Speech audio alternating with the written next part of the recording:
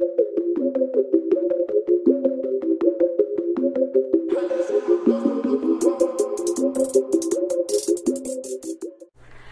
guys, this is Magnus with my first ever YouTube video. I'm so excited because today I'm going to talk about my top 5 books that I've read in August 2020. And now, if you've read my blog, check it out below. If you've read it, you know I'm a huge bibliophile. I love books so much. I grew up reading from the age of 2.5 and literally obsessed. It's my favorite hobby. So talking about books is everything I've ever wanted to do. It's so hard when you're in my age. I'm 25. People don't have time to read in my age that much, but thank God I always have carved out time for it. So let's get started. The first book that I'm so obsessed about is Crime and Punishment by Fyodor Dostoevsky. The last time I read Russian literature was by Magnus Pasternak. I read, what is it called again? I read Dr. Zhivago. I read Dr. Zhivago by Boris Pasternak, and that was the last touch with Russian literature I ever had, and this was the book I picked out after 10 years, and oh my god, it does not disappoint. It's like a psychological thriller. The main character, Raskolnikov, he commits a murder, and he's an ex-student. He has to drop out of university because he became too poor. Something that would totally not happen today with our loan system, but he kills a person because he thinks he can benefit from killing her and that he's doing a good thing because this person's evil. And you get pushed into his mind, and the psychological aspect of it is so exciting, so thrilling, and wholly disturbing that I could not read this book at nighttime because I could not sleep. I felt like I was in the mind of a murderer. Not a very pleasant place to be. So anyways, I remember one of these days I asked my husband to read me something to bed because I could not read any more of this. He's a resident pathologist. It's his 3rd year, and he opened up his surgical manual and started talking to me about a penectomy, which is exactly what it sounds, a cutting off of the penectomy, that's what it's called, and literally no more pleasant than this. So, and then the morning I dreamt, I literally woke up and was literally thinking of all the surgical components of doing a penectomy and just what kind of cancers that would cause you to get a penectomy or men to get a penectomy. Literally just as disturbing as this book, but literally just having a great time reading this, getting disturbed, if you want to get disturbed, and why people fall mentally ill. Is Raskolnikov mentally ill? Is that what led him to kill? Or is it because he thinks he's some kind of Robin Hood, contributed to the good of the world? And that mystery is just so exciting in a disturbing way that I cannot put this book down, and it's definitely one of my top favorite books for this month. Now, the next book that I want to talk about is Atomic Habits by James Clear, and this book is so fantastic. The first time I read it during the first week of August. I hated it, and then I went back to Amazon, and I don't know about you guys, but I'm addicted to Amazon and Goodreads reviews. So I literally read this, and I was like, why did people like it? I hated it. It was just an Instagrammable book. But when I went back, I realized that maybe I was overthinking the book and thinking it was Instagrammable because everyone Instagrammed James Clear quotes already. So I came back to it and reread it the following week. I gave myself a break, thought about it, and then I sat down with a notebook and I wrote down everything from this book that stood out to me and started implementing this book into my life. Honestly, the second time around, I love this book. My rating went up on Goodreads from a 3 out of 5 to a 5 out of 5. And I linked my Goodreads below. Please follow me. I'll start writing reviews very soon, but I'm very much active, and every day I visit goodreads.com. So anyways, this book, literally, I started waking up again at 7:30 in the morning, sharp. I started, every time I drink coffee, I follow it up with another good habit, because James Clear talks about habit stacking. So you follow up one good habit with another good habit. So I had my second cup of coffee around 1 p.m. and what I did was, you know how your energy goes up and then suddenly falls after you have your caffeine? Especially this happens during my second cup of caffeine in the afternoon. So what I did was I habit stacked. I did when I drink coffee, my second cup of the day at 1 p.m. when my energy levels are falling down 30 minutes later, I stacked the habit of working out. And I started slow because I have been out of shape for a long time. So I started doing yoga. Almost all of August, I've been doing continuously every single day yoga, vinyasa yoga, restorative yoga. And literally, I feel myself getting stronger. And now my body is craving. And James Clear really goes into depth about cravings and cues and the whole system of creating habits. And the craving to work out is real, guys.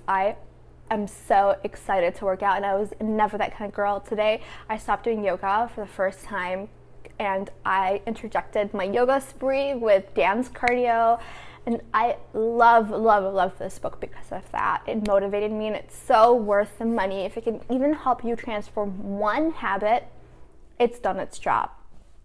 So that's why this book, Atomic Habits, is one of my favorite top books for August 2020. So the third book I want to talk about for August 2020 is The 5-Second Rule by Mel Robbins. I don't know if you guys can see this, but amazing book. My therapist, who's basically, she's acting like my life coach, and she's helping me develop good habits. She recommended me this book, The 5-Second Rule, and honestly, it has helped me so much. I'm a kind of person that goes into daydreaming, goes on social media, goes just exploring everything in my kitchen, and honestly, this book saved my life.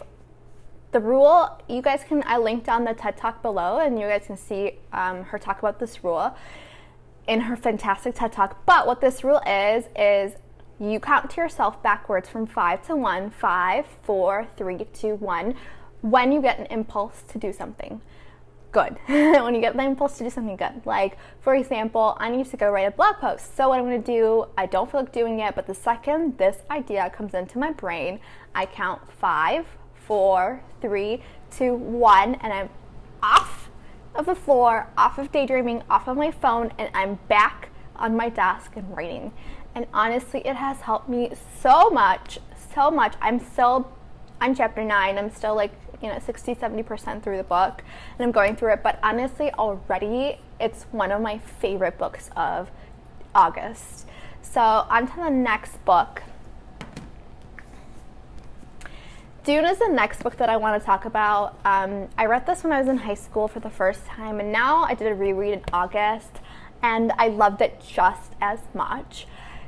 And it honestly had so much more meaning to me. The ecological perspectives, the emotional traumas that the characters go through, the adjusting to a new world, it echoed with me so much more than it has ever done. This book, if you guys haven't heard of it, is a science fiction epic. It's a science fiction epic that takes place in the future on a planet called Arrakis, and it's this desert planet where they have Bedouin-like people called the Fremen, and they know the secrets of this world that possesses the greatest riches in the world called the spice, and it's like this force that gives so much life, power, money, and there's so many people, so many planets and their rulers that are behind trying to get the spice and control the spice. But these Bedouin-like people they know the secrets of how to work this spice. They know how this world that doesn't even have a drop of water can produce the spice. They know the secrets, and Paul Atreides, his family is sent to rule this planet, and it's a story of his family and how they become one with the Bedouin-like Fremen people.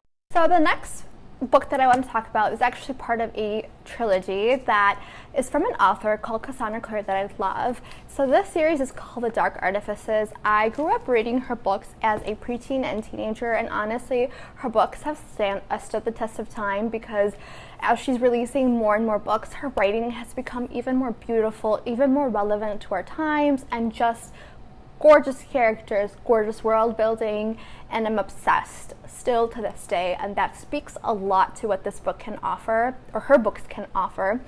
And I would highly recommend this series. It's set in the Shadowhunter world. Shadowhunters are these people with supernatural powers that makes them basically kind of the police force government of Downworlders, which are basically vampires, werewolves, warlocks I should say, and warlocks and different kind of magical beings, and they basically have to defeat demons, police the earth, and it's just like that is just the backdrop. You know, the beauty of the story comes from the characters, the families, the love for each other, the tightness. This is a world where people die young because the demons kill them, the missions that they have to solve kill them, the interactions and wars between fairies and werewolves and other people, they kill them, and so there's a tight-knit community of love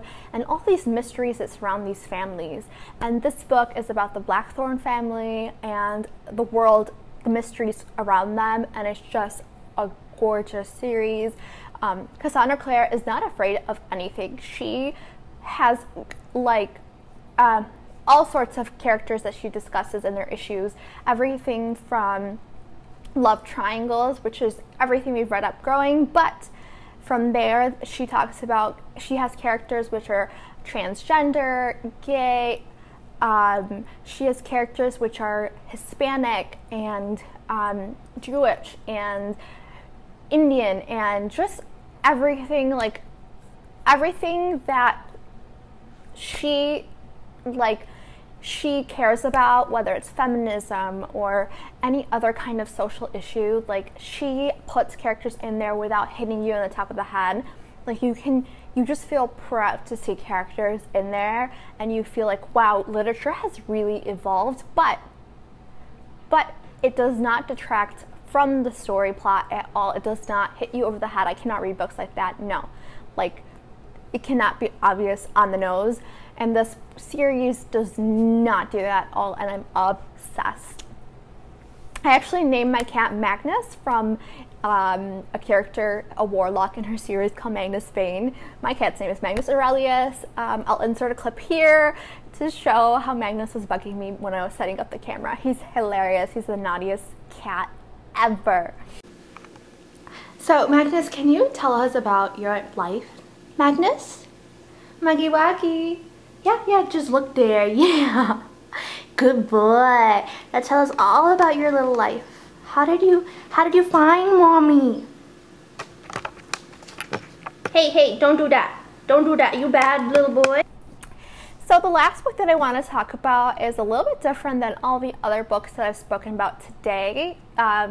It's an art book. It's called Patterns of India, and it's the most beautiful visual journey through Rajasthan, which is like a state of India, and it has the most gorgeous, luxurious pictures. And honestly, even though this is not where my family is from in India, it just reminds me of back home. It reminds me of the people, the scent. I can feel it. It's written by Christine Chitnis, and this woman is married. She's American. She's married to an Indian man, and she just does such a beautiful job of representing India, of picturing it. I think she's a professor of art and textiles too. And like, the chapters are divided into colors like ivory, royal blue, magenta, and the pictures are then like represented in a way that you feel the mood like evocated by the colors. And honestly, like, I feel such passion, and like I feel like I'm part of memory, like I'm part of tradition, like I'm part of the flow of time and the sands of time by reading this book. You can feel the earthiness, the crispiness of the chilies, of the ground chilies in like the market, and you can feel the drape of the orni, the scarf that women wear in Rajasthan. You can feel the flow of the air through the dry sand walls of a Jaipur palace. You know, you can feel everything. It's just magical. You can feel the wetness of paint that artisans are printing on cloth. You can feel it. You feel like you're there. And she captures people with such dignity, women with such grace, and it just feels so real that I'm obsessed. I follow her on Instagram. I watch her Instagram lives. She is just amazing, and I highly, highly, highly recommend this book. I think it's the top trending art book of 2020. So anyways, I hope you guys enjoy these 5 books. I read a diverse variety of books. I'm always reading nonfiction, fiction, history, fantasy, science fiction, anything I get my hands on, whether it's like a torn up book like my Crime and Punishment book that I got secondhand from a $5 bag sale at my local library, or whether it's a beautiful book gifted by my friend. I'm open to reading anything and everything, and that's why I hope you'll join me in my journey of reading other books. Hopefully I'm gonna keep on posting new videos every week, so please like and subscribe below if you enjoyed this video, and I hope to see you guys next time. Take care.